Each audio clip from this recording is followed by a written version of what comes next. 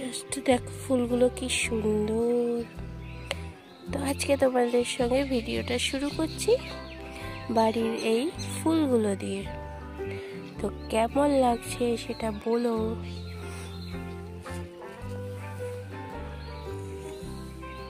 তো আমি শিল্পা চলে এসেছি শিল্পার হাবিজাবির থেকে।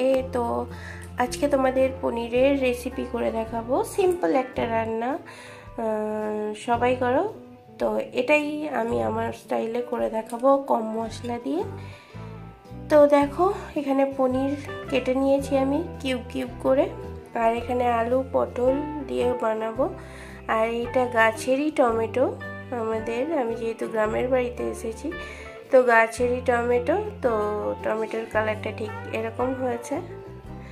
আর এখানে আদা আর জিরে, মানে আদাটা ঘিষে নিয়ে জিরে গুঁড়ো দিয়ে ভিজিয়ে রেখেছি।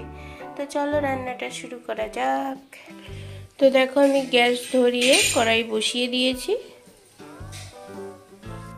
তো আমি এখানে সর্ষের তেল দিয়ে নিলাম।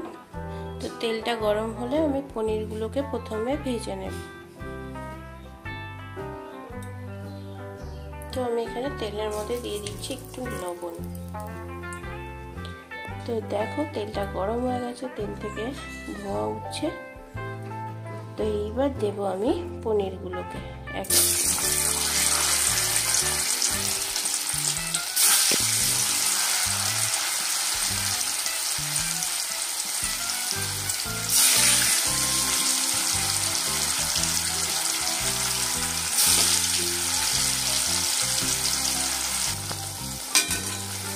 এরকমভাবে পনিরগুলোকে আমি উল্টে উল্টে দিচ্ছি।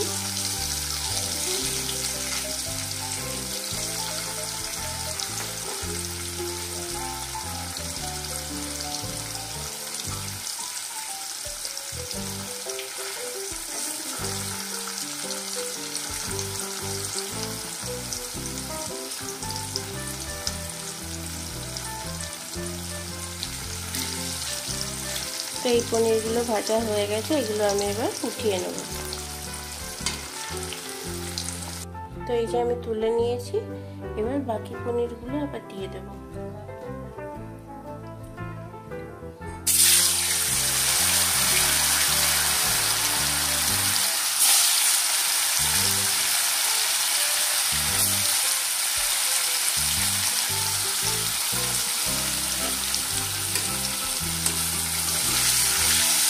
তো সেম প্রসেসে ভেজে তুলে নেব, তারপর ফিরে আসছি। তো এই যে পনিরগুলো ভাজা হয়ে গেছে, এবার এই তেলেই আমি পটলগুলো দিয়ে দেবো। পটলগুলো একটু ভেজে নেব।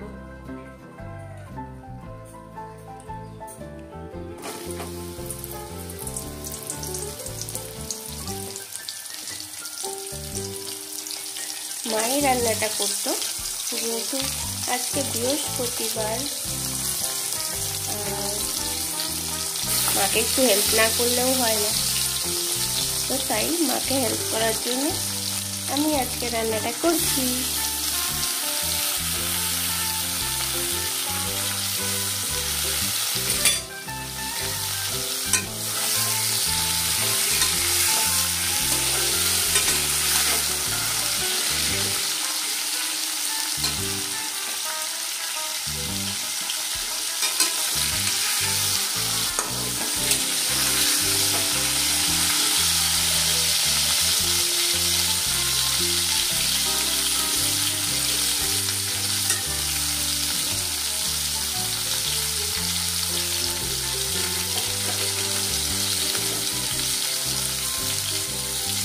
তো পটলগুলোকে আমি ভালো করে লাল লাল করে ভেজে নেব।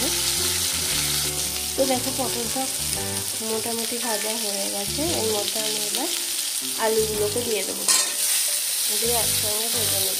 আলু টমেটো দুটোই দিয়ে দেবো।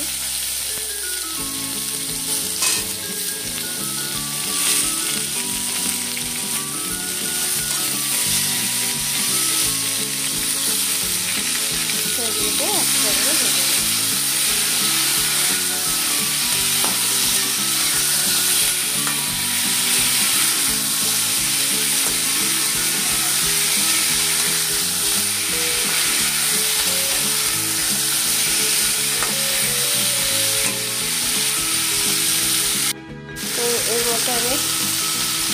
4টা মতন কাঁচা লঙ্কা দিয়ে দিলাম, কাঁচা পাকা লঙ্কা। তো এবার দেবো আমি এর মধ্যে আন্দাজ অনুযায়ী নুন, দেবো হলুদ গুঁড়ো। এই দুটো দিয়ে একটু নাড়াচাড়া করে নিয়ে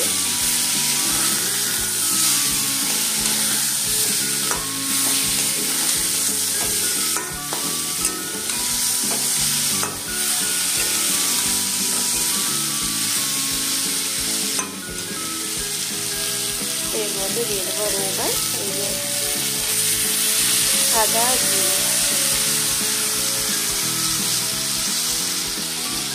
তো এগুলোকে আমি খুব ভালো করে এবার কষিয়ে নেব।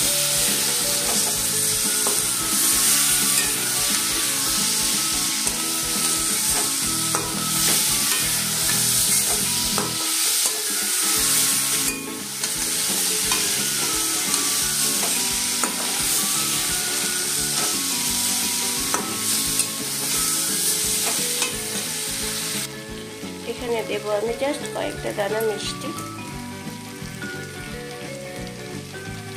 মিষ্টি বলতে কয়েকটা দানা চিনি। এটা আবার আমি নাড়াচাড়া করবো এখন কিছুক্ষণ। আর আঁচটাকে আমি লোতে করে কষছি আর কি, যাতে মশলাটা লেগে না যায় তলায়। এটাকে আমি খুব ভালো করে কষিয়ে নিয়েছি। এবার জল দিয়ে দেবো।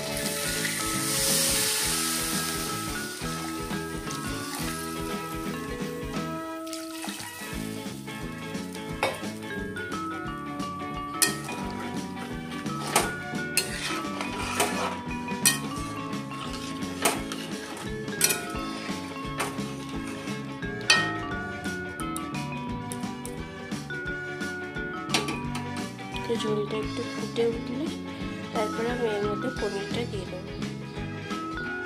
দেখো কি সুন্দর ফুটছে, তো ফুটে উঠে গেছে। তো আমি এর মধ্যে এবার পনিরগুলো অ্যাড করে দেবো।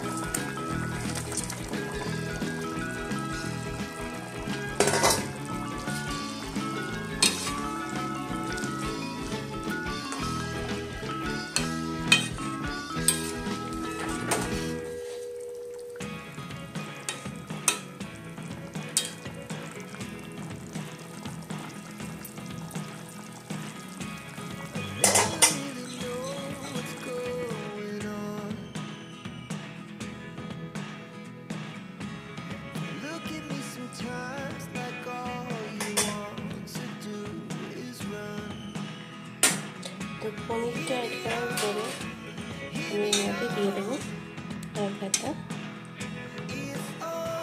দুধ।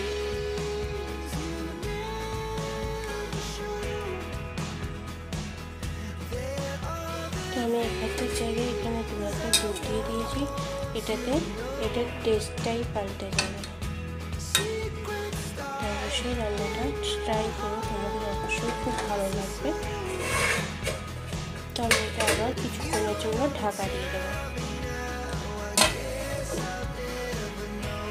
এটা দেখতে কত সুন্দর হয়েছে। তো এটা একদম রেডি হয়ে গেছে। তো দুধ দিয়ে টেস্ট একদম আলাদাই হয়ে গেছে। এর মধ্যে গরম মশলা বা ঘি কিছুই লাগবে না। তো এইরকমভাবেই আমি এবার এটা সার্ভ করে নিচ্ছি। সার্ভ করে নিয়ে ফিরে আসছি। তো এই দেখো আমার পনিরটা একদম রেডি হয়ে গেছে। তো সার্ভও করে নিয়েছি। তো তোমাদের যদি রেসিপিটা পছন্দ হয় তাহলে প্লিজ একটা লাইক করে স্কিপ না করে দেখো।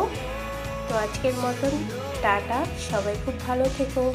আর আমি এখন পাগলাচণ্ডীতে আছি, তোমরা তো সবাই জানো।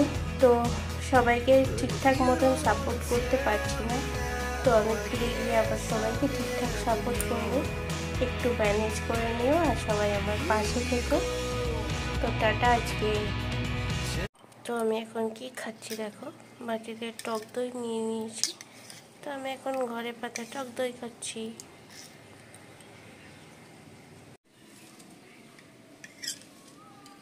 তো এই যে টক দই নিয়ে নিলাম। ঘরে পাতা টক দই কি স্বাদ! হুম।